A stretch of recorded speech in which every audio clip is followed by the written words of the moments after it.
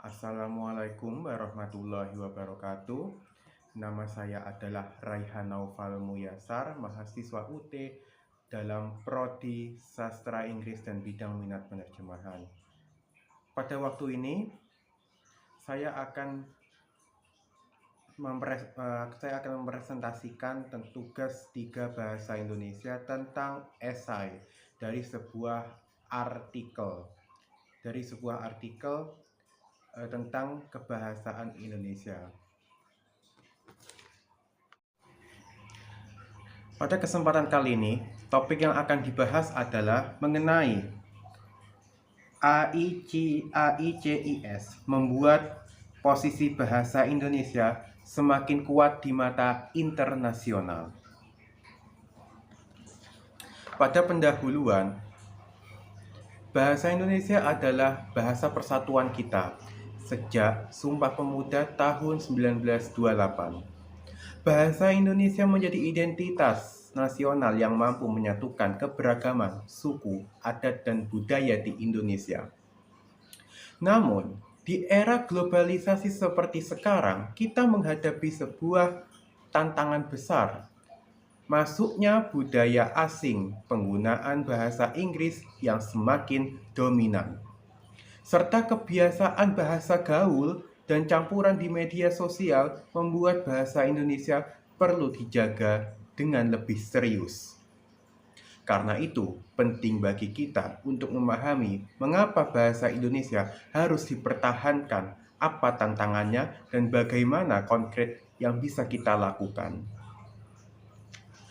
Isi dan pembahasan. Alasan mengapa bahasa Indonesia harus dipertahankan. Pertama, bahasa Indonesia adalah identitas nasional. Tanpa bahasa Indonesia, sulit bagi bangsa ini untuk memiliki ciri khas dan karakter yang membedakan kita dari bangsa lain. Kedua, bahasa Indonesia memiliki posisi penting di dunia internasional, seperti yang disampaikan dalam artikel Republika. Acara internasional seperti AICIS telah menggunakan bahasa Indonesia dalam pidato-pidato resmi, termasuk oleh Wakil Presiden Ma'ruf Amin. Ini menunjukkan bahwa bahasa Indonesia semakin dihargai di forum dunia. Ketiga, banyaknya mahasiswa asing datang ke Indonesia untuk belajar bahasa dan budaya kita.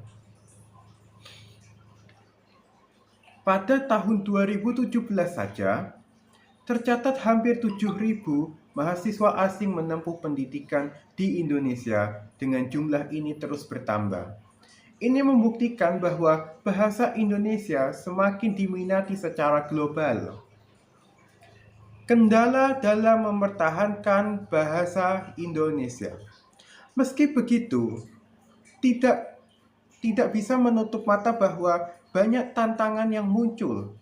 Generasi muda semakin sering menggunakan bahasa asing dalam percakapan sehari-hari, terutama di media sosial. Selain itu, masih banyak masyarakat yang belum memahami kaidah berbahasa Indonesia yang baik dan benar. Pengaruh budaya asing yang masuk internet juga membuat sebagian orang lebih bangga menggunakan bahasa asing daripada bahasa suku bangsa sendiri. Lalu, apa yang bisa kita lakukan?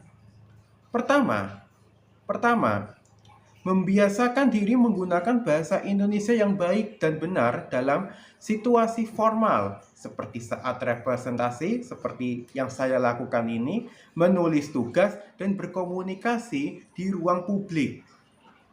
Kedua, memanfaatkan media sosial untuk melestarikan bahasa Indonesia.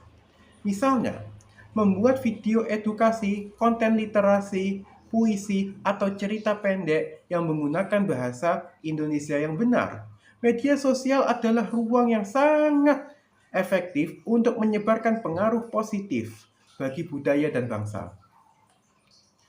Ketiga, mendukung program pemerintah seperti BIPA, Bahasa Indonesia bagi penutur asing dengan ikut memperkenalkan bahasa Indonesia kepada teman-teman dari luar negeri. Keempat, mengikuti kegiatan kebahasaan seperti lomba penulisan, bulan bahasa, seminar literasi, atau kegiatan lain yang bisa meningkatkan kemampuan berbahasa. Penutup. Bahasa Indonesia bukan hanya alat berkomunikasi, tetapi juga simbol identitas dan bagian dari peradaban negara. Di tengah arus globalisasi yang semakin cepat, mempertahankan bahasa Indonesia adalah tanggung jawab kita semua. Mari gunakan bahasa Indonesia dengan bangga, dengan baik, dengan benar. Karena melalui bahasa kita menunjukkan jati diri kita, bangsa Indonesia, kepada dunia. Terima kasih. Wassalamualaikum warahmatullahi wabarakatuh.